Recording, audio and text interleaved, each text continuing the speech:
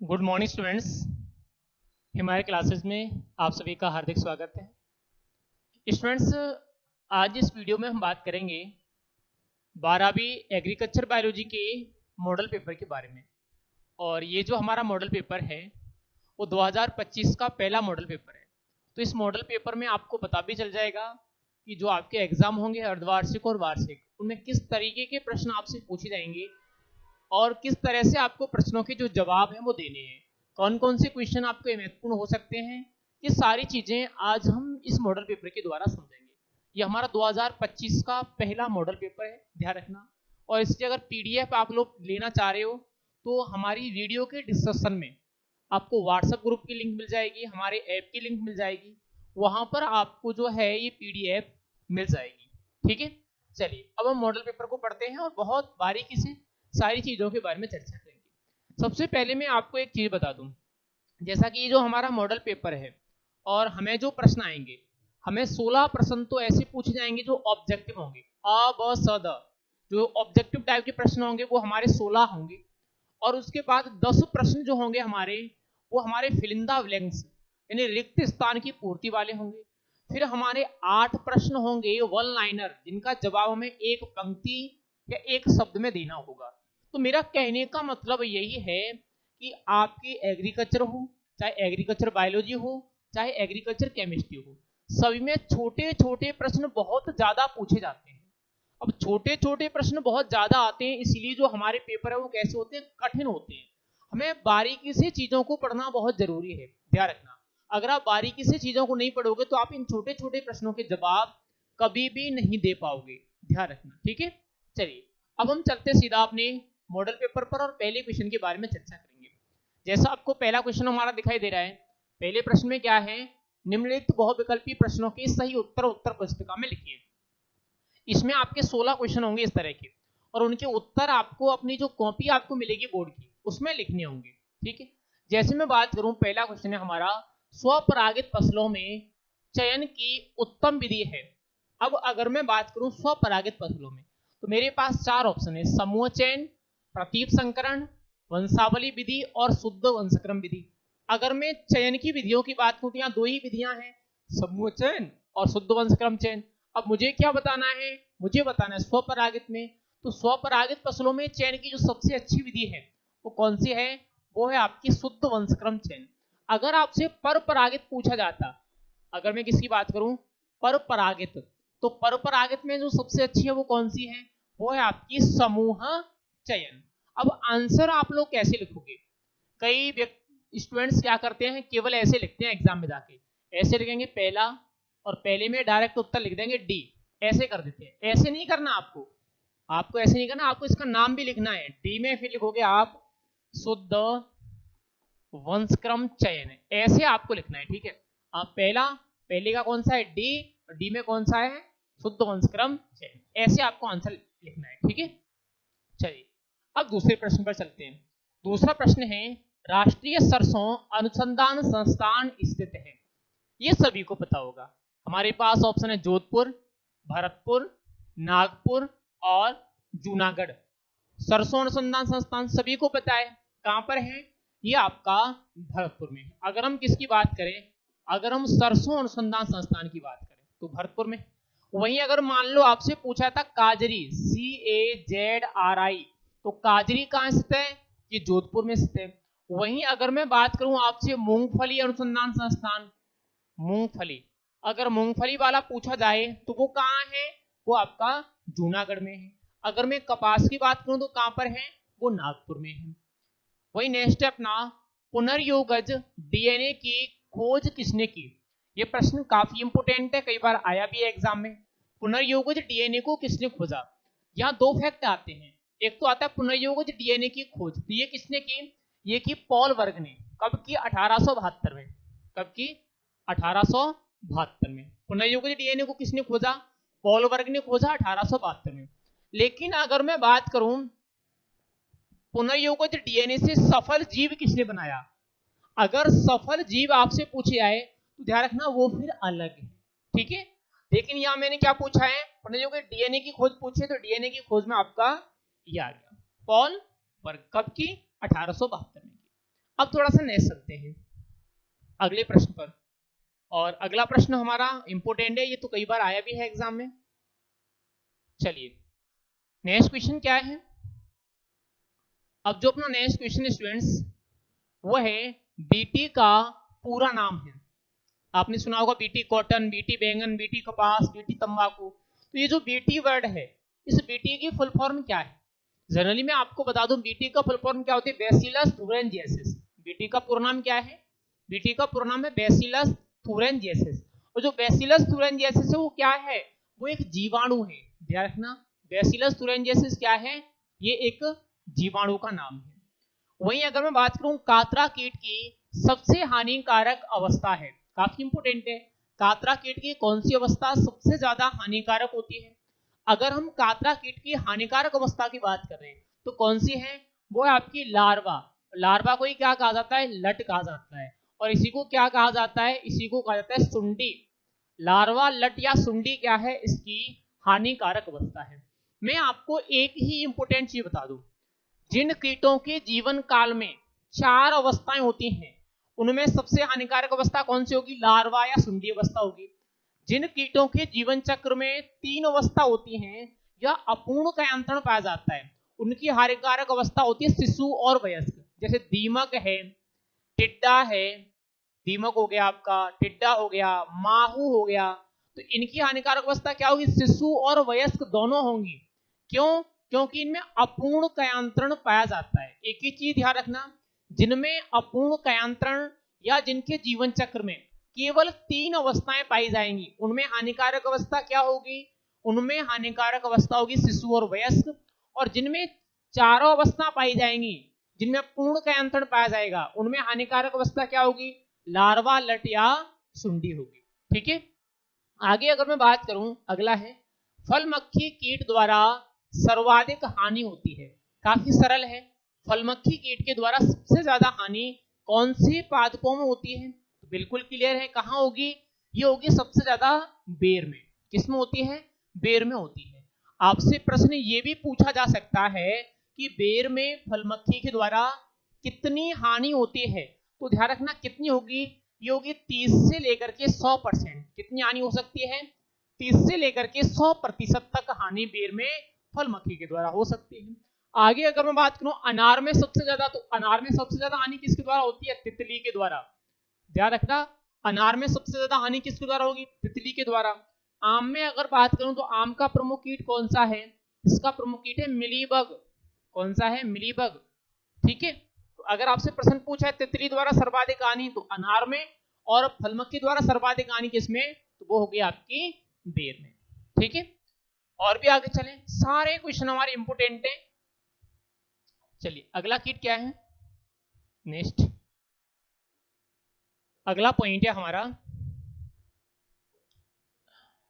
किस कीट का नियंत्रण खाई खोदकर किया जाता है? काफी अच्छा सवाल है। ऐसा कौन सा कीट है जिसका नियंत्रण हम खाई खोदकर करते हैं? तो टिड्डा है, सफेद लट है, कातरा है, या उपयुक्त सभी है? तो यहां जो हमारा राइट आंसर होगा वो होगा उपयुक्त सभी। यानी जो कीट मिट्टी में रेंग कर या थोड़ी सी उड़ान भर करके फैलते हैं उनका नियंत्रण किसके द्वारा करते हैं? खाई खोद कर करते हैं। वो कीट खाई का पार नहीं कर पाते, खाई में दब करके क्या हो जाते हैं? नष्ट हो जाते हैं। आगे अगर बात करूं 1 हेक्टेयर में कितने फेरोमोन पंच लगाए जाते हैं? ये भी काफी अच्छा सवाल है। जो फेरोमोन पंच लगाए जाते हैं वो 1 हेक्टेयर क्षेत्र में कितने लगाए जाते हैं? तो ध्यान रखना कितने? 5 लगाए जाते हैं। 1 हेक्टेयर क्षेत्र में 5 फेरोमोन प्रपंच लगाए जाते हैं। और एक जो फेरोमोन प्रपंच है वो 50 मीटर की दूरी पर लगाया जाता है। एक पंच 50 मीटर की दूरी पर लगाया जाता है। टोटली पूरे खेत में कितने लगते हैं? तो 5 पंच लगाए जाते हैं। ठीक है, अगला है जीवाणुओं की कोशिका भित्ति बनी होती है। काफी अच्छा सवाल है। तो बैक्टीरिया होते हैं, जीवाणु होते हैं, उनकी कोशिका भित्ति किसकी बनी होती है? तो यहाँ हमारे पास 2 ऑप्शन है, पेप्टिडोग्लाइकन, सेल्यूलोज, दोनों और कोई नहीं। तो अगर हम बात कर रहे हैं जीवाणुओं की कोशिका भित्ति तो किसकी बनी हुई होगी? ध्यान रखना, पेप्टिडोग्लाइकन और म्यूरिन की बनी होती है। किसकी बनी होती है? पेप्टिडोग्लाइकन और म्यूरिन की बनी होती है। वहीं अगर मैं बात करूं कवक, ध्यान रखना, जो कवक की कोशिका भित्ति है वो किसकी बनी होगी? वो सेल्यूलोज की बनी होगी। कवकों की कोशिका भित्ति सेल्यूलोज की बनी होती है। लेकिन अगर हम जीवाणुओं की बात करें तो किसकी बनी है, पेप्टिडोग्लाइकॉन की बनी हुई होती है। दोनों सवाल आपको पूछे जा सकते हैं। आगे थोड़ा सा और नेक्स्ट चलते हैं, और भी हमारे काफी इंपोर्टेंट क्वेश्चन है इसमें। चलिए नेक्स्ट क्वेश्चन क्या है, अगला क्वेश्चन है हमारा, निम्न में से किस रोली को तना रोली भी कहा जाता है। काफी अच्छा सवाल है। गेहूं में हमने रोली पढ़ी 3, काली रोली, पीली रोली और भूरी रोली। अब प्रश्न ये है कि कौन सी रोली को तना रोली भी कहा जाता है। अगर मैं तना रोली की बात करूं तो किसको कहते हैं, ध्यान रखना, काली रोली को कहा जाता है। काली रोली को क्या कहते हैं, तना रोली कहते हैं। वहीं अगर मैं बात करूं भूरी रोली को क्या कहा जाता है, इसको कहता है पत्ती रोली। वहीं अगर मैं बात करूं पीली रोली तो इसको क्या कहा जाता है, इसको कहा जाता है स्ट्रिप रोली। अगर आपसे प्रश्न पूछा जाए स्ट्रिप रोली तो पीली रोली को कहते हैं, पत्ती रोली तो भूरी रोली को कहा जाता है, तना किलर बीमारी या तना रोली काली रोली को कहते हैं। और अगर मैं सफेद रोली की बात करूं किसमें होती है, ये आपकी सरसों में होती है। सफेद रोली किसमें, ये सरसों में। मेरा प्रश्न क्या था, किस रोली को तना रोली कहा जाता है। तो अगर हम तना रोली की बात करें तो किसको कह रहे हैं, काली रोली को कह रहे हैं। ठीक है, आगे अगर मैं बात करूं अनावर्त कंड रोग का प्रकोप होता है, जो अनावर्त कंड रोग है उसका प्रकोप कौन सी फसल में होता है। मैं आपको बता दूं 2 रोग हैं हमारे, एक तो अनावर्त कंड और एक है आवर्त कंड। दोनों में हमें काफी डिफरेंस नजर आता है। अगर मैं बात करूं यहाँ अनावर्त कंड की तो ध्यान रखना, जो अनावर्त कंड है वो तो किसमें होता है, गेहूं में। अनावर्त कंड तो किसमें होगा, गेहूं में होगा। लेकिन अगर हमें पूछा जाए आवर्त कंड किसमें होता है, आवर्त कंड, तो ध्यान रखना आवर्त कंड किसमें होगा, जौ में होगा। या तो कौन सा पूछा गया है, अनावर्त कंड, तो अनावर्त कंड किसमें, गेहूं में। लेकिन अगर मुझे पूछा जाता आवर्त कंड तो वो किसमें होता है, वो होता है आपका जौ में। आगे अगर मैं बात करूं, अगला है धान में पुटी रोग की खोज कब हुई। धान का मतलब हुआ यहाँ खाद्यान्नों में पुटी रोग। अगर हम खाद्यान्नों में पुटी रोग की खोज की बात करें तो ये कब हुई, ये हुई आपकी वर्ष 1874 में। खाद्यान्नों का पुटी रोग, जो मौल्या रोग है, गेहूं का जो मौल्या रोग है उसी को क्या कहा जाता है, खाद्यान्नों का पुटी रोग कहा जाता है। और उस रोग की जो खोज हुई वो कब हुई, वर्ष 1874 में। कब हुई, वर्ष 1874 में। वहीं अगर मैं बात करूं सब्जियों का जो जड़ ग्रंथि रोग है, सब्जियों का जड़ ग्रंथि रोग, तो जड़ ग्रंथि रोग को कब खोजा गया, इसको वर्ष 1855 में खोजा गया। वहीं अगर मैं बात करूं गेहूं का सेहू रोग, गेहूं का सेहू रोग, तो सेहू रोग की खोज कब हुई, वर्ष 1743 में हुई। ठीक है, तो अगर मुझे खाद्यान्नों का पुटी रोग 1874, जड़ ग्रंथि रोग 1855 और गेहूं का सेहू रोग 1743। ठीक है, अगला है हमारा टिड्डे में कुल कितनी टांगे होती हैं, टिड्डे में कितनी टांगे पाई जाती हैं। अगर स्टूडेंट्स हम टिड्डे में टांगों की बात करें तो 3 जोड़ी टांगे होती हैं। 3 जोड़ी का मतलब क्या हुआ, 6 टांगे। 3 जोड़ी का मतलब क्या हुआ, 6 टांगे। तो यहाँ हमारा राइट आंसर क्या होगा, यहाँ पर हमारा राइट आंसर होगा 6 टांगे। टिड्डे में कितनी टांग पाई जाती हैं, तो टिड्डे में टोटली 6 टांगे पाई जाती हैं। ठीक है, इसके बाद में हम थोड़ा सा नेक्स्ट चलते हैं अगले क्वेश्चन पर। और अगला क्वेश्चन भी हमारा इंपोर्टेंट है, ध्यान रखना, जो भी आपको दिखाई दे रहा है। चलिए नेक्स्ट क्वेश्चन क्या है, नेक्स्ट क्वेश्चन है श्रमिक मधुमक्खियों का कार्य होता है। श्रमिक मधुमक्खियों का कार्य होता है। मधुमक्खियों में 3 वर्ग होते हैं, रानी, नर और श्रमिक। अब यहाँ क्या पूछा गया है, श्रमिक मधुमक्खियों का कार्य होता है।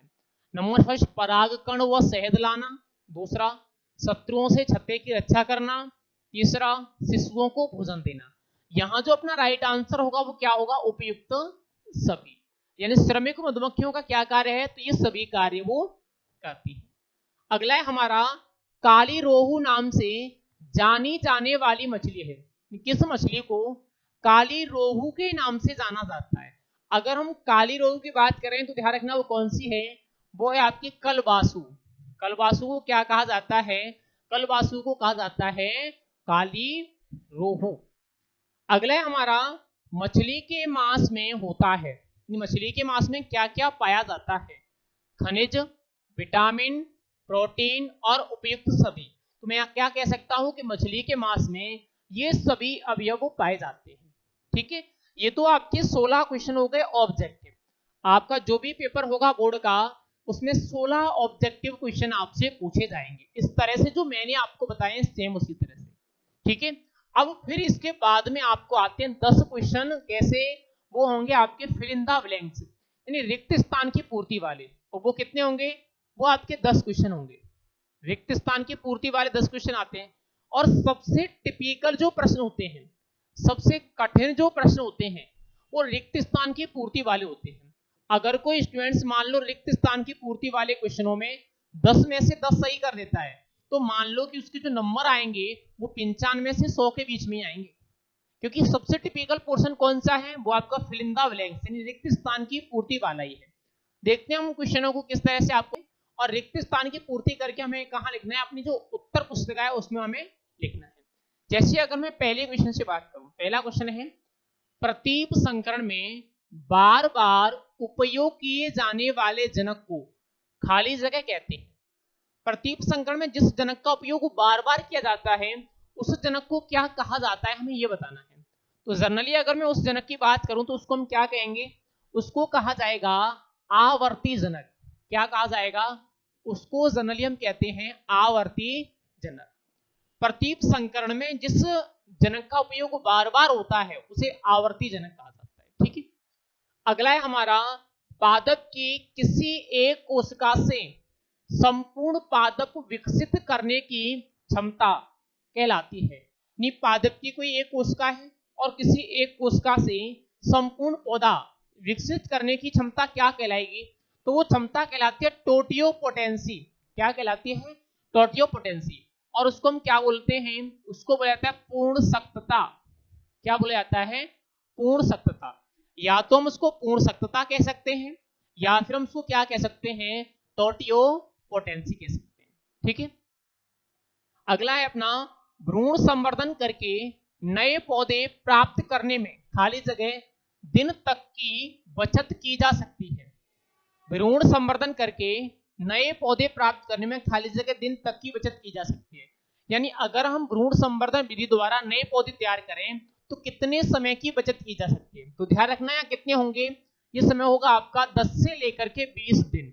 हम कितने समय की बचत कर सकते हैं, हम 10 से लेकर के 20 दिन तक की बचत कर सकते हैं। ठीक है, ये आपके 3 क्वेश्चन कंप्लीट हो गए।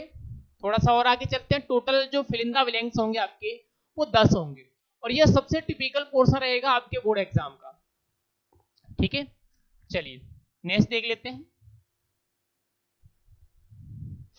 अगला क्या है, अगला है खपरा भृंग का उत्पत्ति स्थान है। काफी अच्छा क्वेश्चन है। अगर हम खपरा भृंग के उत्पत्ति स्थान की बात करें तो इसकी उत्पत्ति कहां से हुई है, इसकी उत्पत्ति हुई है भारत से। कहां से हुई है, भारत से हुई है। नेक्स्ट फिर अगर हम बात करें दीमक खाली जगह गण का सदस्य है, दीमक किस गण का सदस्य है, ये कौन से गण के अंतर्गत आता है, ये आता है आपका आइसोप्टेरा। किसके अंतर्गत आएगा, आइसोप्टेरा गण के अंतर्गत आता है। दीमक की अगर हम बात करें तो दीमक किस गण के अंतर्गत आएगा, ये आइसोप्टेरा गण के अंतर्गत आता है। उसके बाद में अगर बात करूं कीटों के परिवर्धन के लिए अनुकूल तापमान खाली जगह पाया गया है, यानी कीटों की उचित वृद्धि के लिए कितना अनुकूल तापमान माना गया है, तो कितना माना गया है, वो है आपका 10 से लेकर के 35 डिग्री सेल्सियस। 10 से लेकर के 35 डिग्री सेल्सियस कीटों की उचित वृद्धि के लिए कितना टेम्परेचर उत्तम है, 10 से लेकर के 35 डिग्री सेल्सियस। उसके बाद अगर मैं नेक्स्ट बात करूं सिलेटी सिलक का प्रकोप खाली जगह की फसल में होता है। कौन सी सिलक पूछी गई है, सिलेटी सिलक पूछी गई है। और अगर मैं सिलेटी सिलक की बात करूं तो इसका प्रकोप किस में होता है, मक्का में होता है। मैं आपको बता दूं फसलों में 3 तरह की सिलक लगती है। एक तो काली सिलक होती है, काली सिलक का जो प्रकोप होगा वो पान की फसल में होगा, पान की नर्सरी में होगा। किसमें होगा, पान की नर्सरी में। एक होगी आपकी भूरी सिलक, भूरी सिलक का जो प्रकोप होता है वो सब्जियों में होता है। और एक कौन सी है, सिलेटी, और सिलेटी सिलक का प्रकोप कहां होता है, मक्का में होता है। ठीक है, आगे अगर मैं बात करूं केंचुए में कोकून का निर्माण खाली जगह द्वारा होता है। अगर हम केंचुए में कोकून के निर्माण की बात करें तो कोकून का निर्माण कहां होगा? ये होगा क्लाइटेलम में। कहां होता है? क्लाइटेलम। केंचुए में कोकून का निर्माण किसके द्वारा होता है? तो क्लाइटेलम के द्वारा होता है। और एक कोकून से एक केंचुए का निर्माण होता है। जैसे एक अंडे से क्या बनता है? एक पक्षी बनता है, वैसे ही एक कोकून से एक केंचुआ बनता है। ठीक है। आगे अगर मैं बात करूं, सब्जियों में जड़ ग्रंथि रोग खाली जगह सूत्रकृमि द्वारा होता है। सब्जियों में जड़ ग्रंथि रोग खाली जगह सूत्रकृमि द्वारा होता है। तो ये कौन से सूत्रकृमि के द्वारा होगा? ये होगा मेलोइडोगाइनी। किसके द्वारा होगा? मेलोइडोगाइनी। सब्जियों में जड़ ग्रंथि रोग कौन से सूत्रकृमि के द्वारा होगा? तो ये मेलोइडोगाइनी सूत्रकृमि के द्वारा होता है। और इसकी खोज कब हुई? तो मैंने अभी आपको बताया था 1855 में। कब खोजा गया? इसको 1855 में खोजा गया। इसके बाद नेक्स्ट बात करूं, कृत्रिम रूप से मछलियों के अंडों से बच्चे प्राप्त करने वाले स्थान को कहते हैं। कृत्रिम रूप से मछलियों के अंडों से बच्चे प्राप्त करने वाले स्थान को कहते हैं। तो उसको क्या कहा जाता है? उसको कहा जाता है बीज खेत। क्या कहा जाता है? उसको कहा जाता है बीज खेत। ये आपके कंप्लीट हो गए फिल इन द ब्लैंक्स वाले क्वेश्चन। दो पोर्शन हमारे कंप्लीट हो गए। एक तो ऑब्जेक्टिव जो हमारे 16 क्वेश्चन थे, दूसरा फिल इन द ब्लैंक्स जो हमारे 10 क्वेश्चन थे। यही पोर्शन हमें हार्ड पड़ता है। इसके बाद में जो अगला हमारा पोर्शन आता है नेक्स्ट, वो है वन लाइनर क्वेश्चन। जैसा आपको क्वेश्चन में भी दिखाई दे रहा होगा, क्या पूछा गया क्वेश्चन में? क्वेश्चन में कहा गया है निम्नलिखित प्रश्नों के उत्तर एक शब्द या एक पंक्ति में दीजिए। यानी इन सभी प्रश्नों के जो आंसर हैं वो हमें या तो एक शब्द में देने होते हैं या हमें एक लाइन में देने होते हैं। बहुत छोटे क्वेश्चन होते हैं। जैसे मैं एग्जाम्पल के रूप में बात करूं, पादप पुरस्तापन क्या है? अगर मैं पादप पुरस्तापन की बात करूं तो क्या होगा? उन स्थानों पर फसल उगाना जहां वे पहले से मौजूद नहीं है।